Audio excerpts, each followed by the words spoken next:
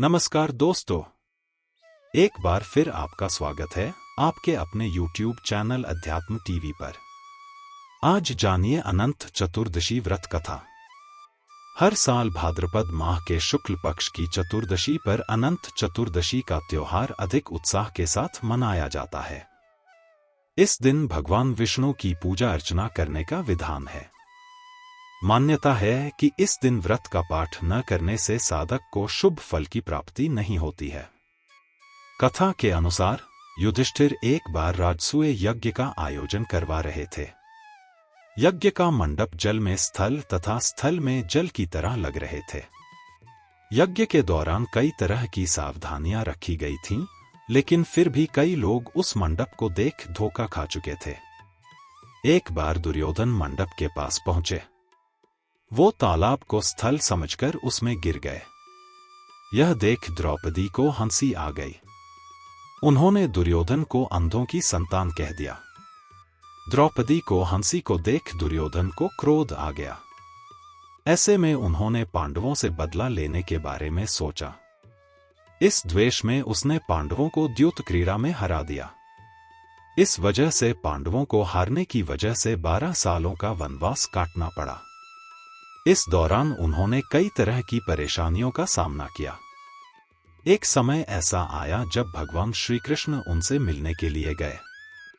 तब युधिष्ठिर ने कृष्ण जी से अपने दुख के बारे में बताया और समस्या से मुक्ति पाने के लिए उपाय पूछा। ऐसे में प्रभु ने अनंत भगवान का व्रत करने के लिए कहा। उन्होंने कहा कि इस व्रत को करने से सभी दुख दूर होंगे। इस संदर्भ में कृष्ण जी ने युधिष्ठिर को कथा सुनाई, जो इस प्रकार है। प्राचीन काल में सुमंत नाम का तपस्वी ब्राह्मण था। उसकी बेटी परम सुंदरी धर्मपरायण और ज्योतिर्मयी कन्या थी। कुछ समय के बाद ब्राह्मण की पत्नी दीक्षा की मृत्यु हो गई। ऐसे में उसने दोबारा विवाह कर लिया और अपनी पुत्री सुशीला का विवाह ऋषि कौंडिन्य से करवा दिया। इसके बाद कौंडिन्य सुशीला को लेकर अपने आश्रम की तरफ चल दिए। आश्रम पहुंचने के दौरान ही रात हो गई और वो दोनों नदी तट पर ही रुक गए। इस दौरान सुशीला ने कुछ स्त्रियों को सुंदर वस्त्र में देखा और वह किसी भगवान की उपासना कर रही थी।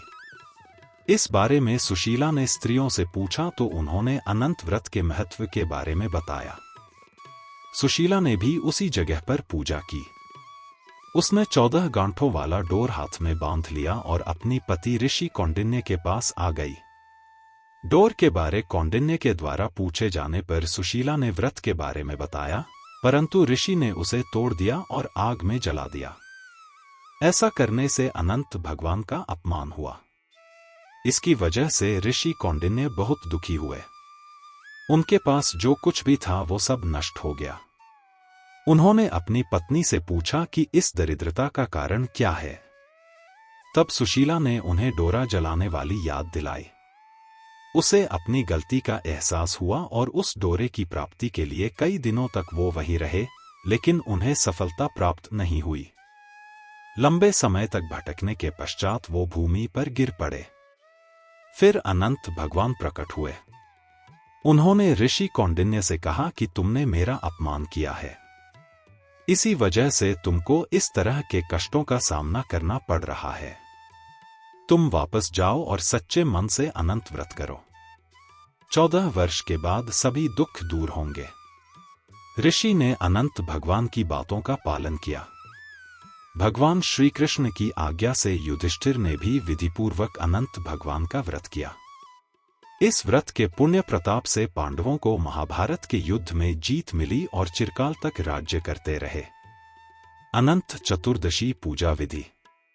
अनंत चतुर्दशी के दिन सुबह सूर्य उदय से पहले स्नान कर लें। इसके बाद व्रत का संकल्प लें।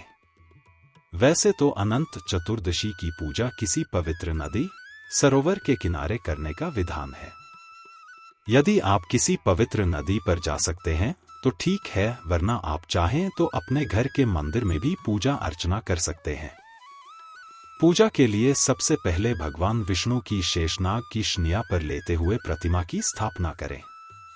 इसके बाद एक डोरे लें और उसमें 14 बार गांठ बांध लें। इस डोरे को भगवान की तस्वीर के पास रख दें। डोरा रखते समय ओम अनंताय नमः मंत्र का जप करें। इसके बाद पुरुष अपने दाहिने हाथ में और स्त्री अपने बाएं हाथ में धागा बांध लें।